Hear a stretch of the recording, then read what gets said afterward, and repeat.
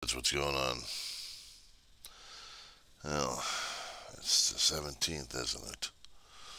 It's the day of being Irish.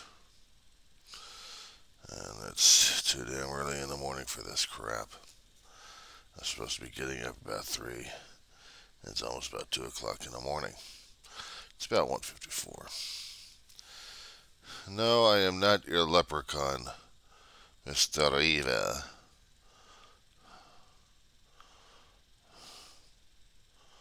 I'm just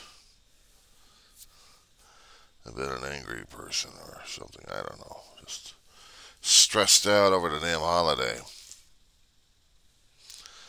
And what stresses me out over the damn holiday is traditions we placed and things we tried to do to make this day, well, kind of tasty and special because everything had to revolve around the damn piece of meat with the seasoning and the pickling and your vegetables getting boiled alive. You hear the carrots and the potatoes and the cabbage going, help me, help me. While the meat is just there as a lump. Never could quite get the simmering right. When you got an electric stove, what do you expect? I prefer gas myself. I've been cooking with gas most of my life. I knew that there was a certain level of flame that would cook evenly. But when you're dealing with electric, it's not even, it's uneven heating space. So I don't do corned beef very well. I turned the damn thing into a rubberized tire.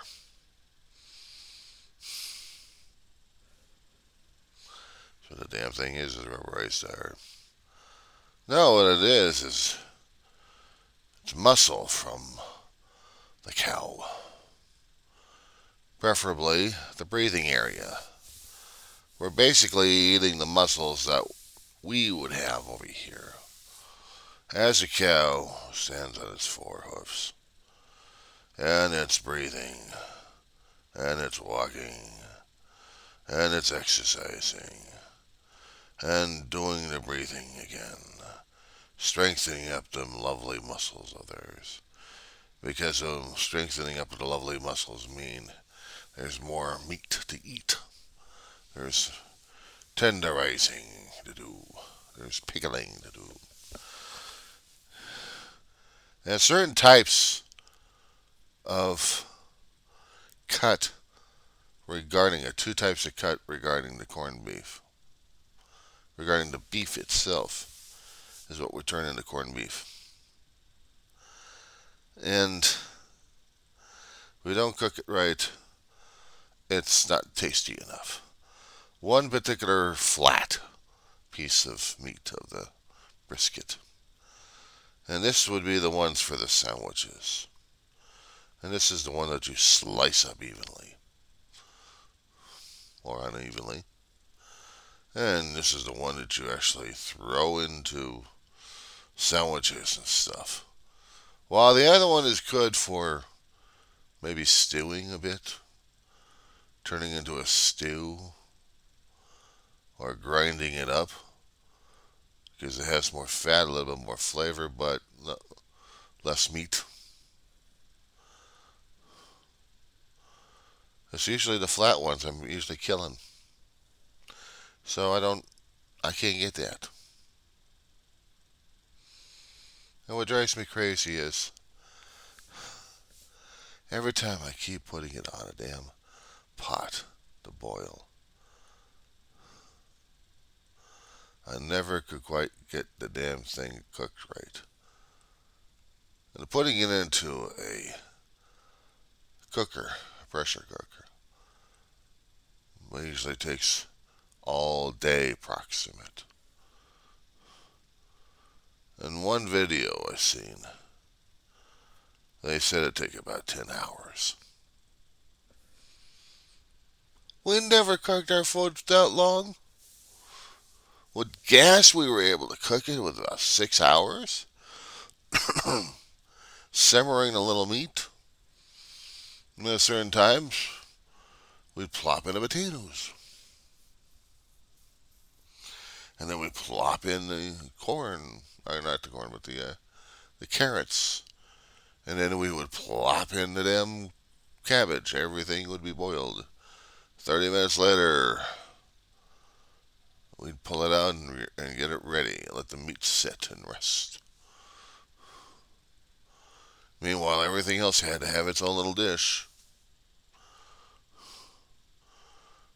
My mother and my brother, they would eat the cabbage.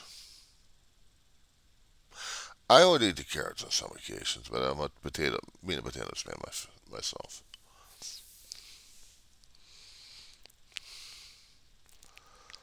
It was only that the last days of my family's life would I be eating the damn cabbage in memory and not liking the sour taste. I never liked cabbage. When they put it in coleslaw, cabbage is in there. I could eat that. But not when it's been boiling alive. I couldn't understand why people like the sour taste. It just, ah. My mother and my brother would keep asking me, how come you don't like it? Because it sucks. Because I can't taste it. It sucks. It's almost as bad as tasting lettuce, except lettuce is tasteless, but it doesn't give me a sour aftertaste like cauliflower does. I mean, cabbage, actually. Cauliflower, don't even get me started on that one. Damn stuff reminds me too much of eating a brain. And it's still tasteless. And it still has a sour taste, no matter how many times you try to cook it. So, you have to put cheese all over it to make sure that you eat your vegetables. There was one time that they had Bird's Eye Company been doing the freeze drying of their packages of vegetables. They would cook them in different sauces and different stuff, freeze dry them, and put them in the shells. There would be crunchies in there to liven up the taste. It was those crunchies I liked more than I liked the vegetables, but add a little crunchies to your vegetables and you're actually able to eat the tasty stuff. I was able to eat broccoli during that time. And green beans and carrots and peas. But I was able to eat my broccoli. Broccoli by itself, cauliflower by itself, asparagus. I mean, those kind of vegetables my family would try to swear by because they were the most nutritious. And I'm like, they're the most tasteless. Come on. I would argue with my family on this one. I would constantly argue with my family regarding this thing. I don't want it. Johnny, you gotta eat it. What even got worse is when you get the canned spinach. Canned spinach. Slimy, overcooked spinach.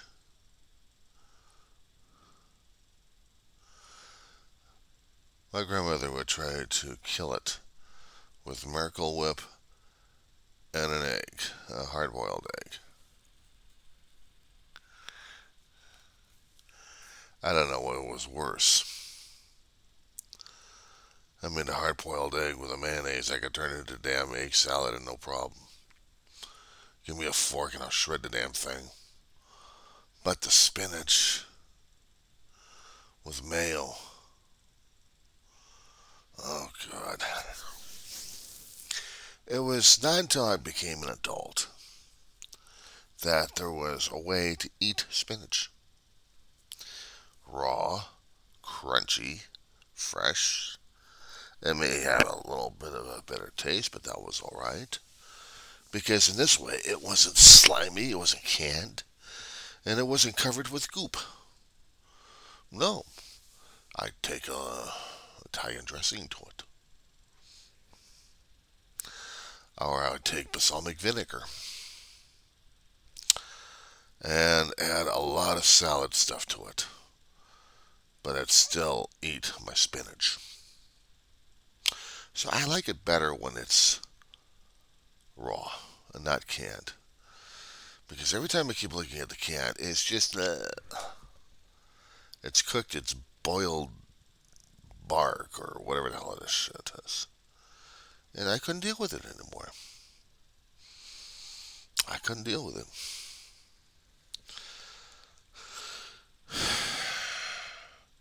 On a day like today, they're going to be dealing with traditions. They're going to be dealing with fun stuff. But how do you deal with this kind of fun stuff on a day like this? I worked. I went to school.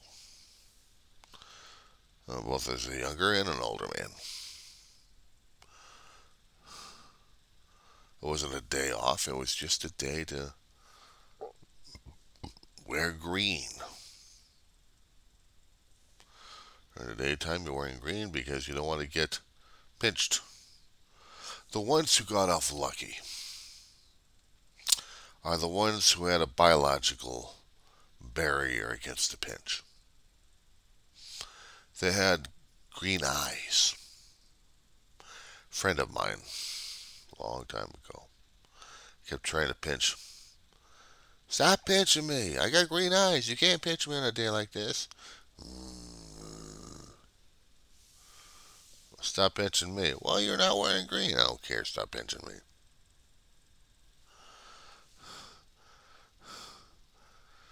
John Wavy, you're such an asshole. Yeah, such an asshole, alright. I couldn't stand being pinched. Or worse,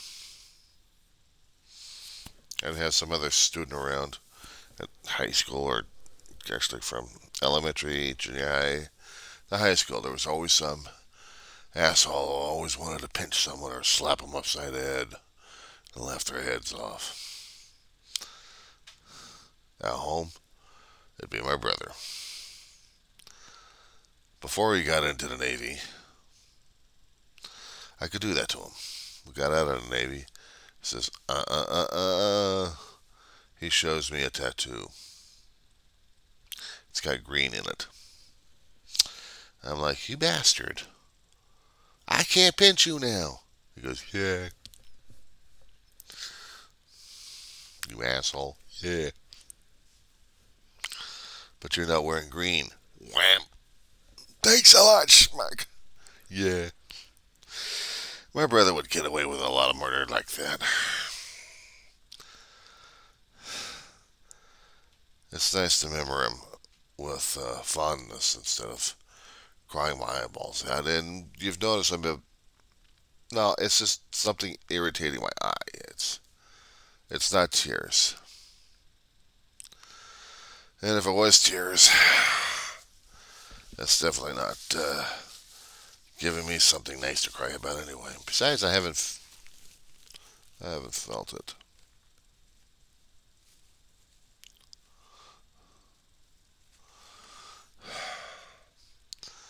I haven't felt my Irish. But when they say also Irish, it's not exactly the lucky streak. It's also the angry streak, the fiery temper, the self-determination, the antithesis of what is and what isn't. And of course, when you say something about something that isn't right, they say you're kissing the blarney stone again. And the blarney stone of someone who's talking a good talk without having their facts straight. We call it bullshitting. I call it fiction writing these days. A fiction writer can talk a good blarney to people. Just my imagining. Of course, we had to have our commercialism of St. Patty's Day. There was movies concerning about St. Patty's Day. There were movies concerning about the wee little people. Disney even did one. Darby and the wee people. I remember that one. They kept coming out every so often in the big theaters a long time ago. They came out with those Disney movies. And then sometimes on television. Call it the Gnome Mobile, and there was always a singing and dancing in it. There was supposed to be elements of danger in there, but you'd realize they'd come out winning.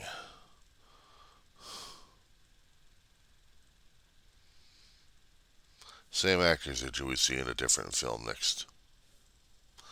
next progression. Disney films were always into that kind of action, into that kind of danger, to put the audience into it, to give them a good scare, but give them a good tale, but just something to put them on a tour of imagination or adventure that could be or could have been. Of course, talking about imagination, how about all the elements regarding the fairydom of all the Gaelic? How about he seeing on the ground Attack of the Leprechauns versus Attack of the Fairies? There was a movie called Leprechaun, television movie, back in, well, hell, it was past 90, between 2000 and 2005. Somewhere in there, the computer technology was getting a little better.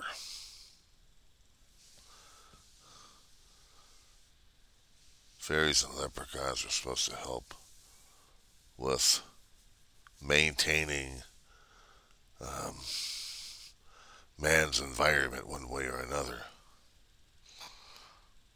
Some of them actually did have elements to help man figure things out left and right without harming anything else.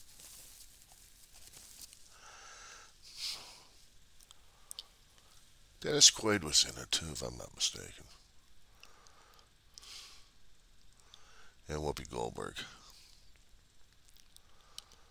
and they were good movies. I remember them. And I tell you, once when you have the feeling of maybe there is a bit of magic in the air, you don't feel like everything's impossible. You're starting to feel like things could be possible. But someone else has already got a burr up their ass trying to make your day even worse.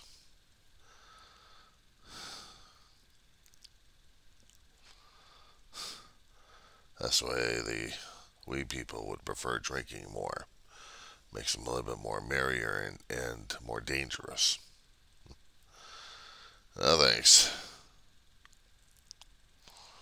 They can keep their grog, not this kid. How am I really today? Stressed. As I said before, I'm stressed over cooking. I know we should not have been stressed. Should just cook and that's it. And I'm also down on myself because I can't seem to cook right these days. I tried.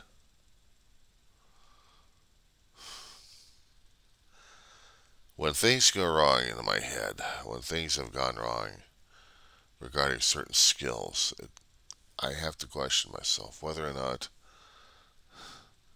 am I actually doing something right or not. And I don't think I am. I don't think I am doing it right.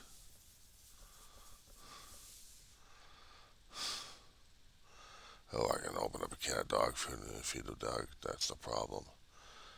But it's trying to be the most creative cook, or trying to be a cook, period. And then, when Dave or Ma wasn't around, but they were busy doing stuff and they were still alive and kicking and buzzing around a bit, and I'm all alone at the house. I could still fix food because I knew how to cook. I knew how to cook. I knew what to cook. We would get stuff and I would cook it. They would tell me to fix dinner. I'd fix dinner, no problem.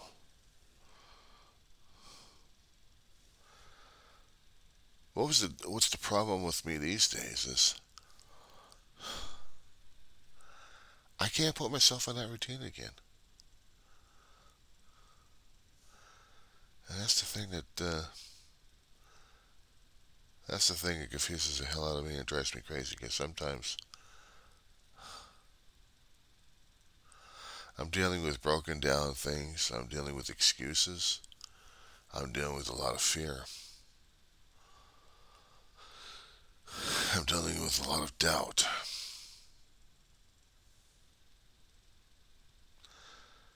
And what even stresses me out is when I have to start depending on someone else's cooking.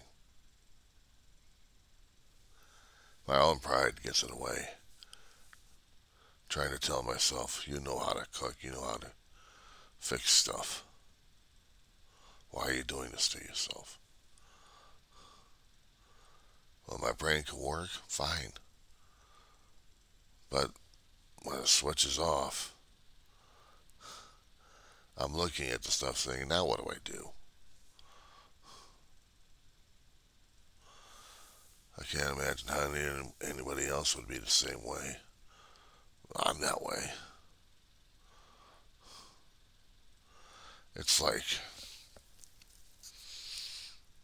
people talk about dementia. People talk about mental health. They talk about how certain things slip away out of your head. Certain skills, certain ideas, certain things, that memories of routine things that no, you did without even thinking about it because it was so ingrained and it was so repetitious that it's like,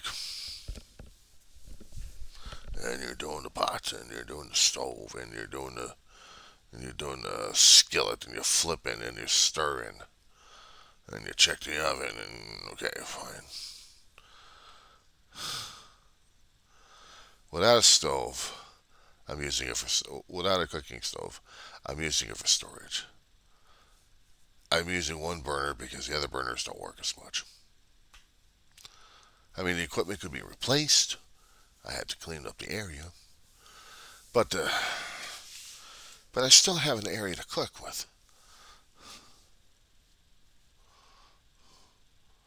The meals are complicated. They're complicated when I'm trying to look at some of the ingredients I still have left that I hadn't shopped for. And what do I use now? What do I do now? What?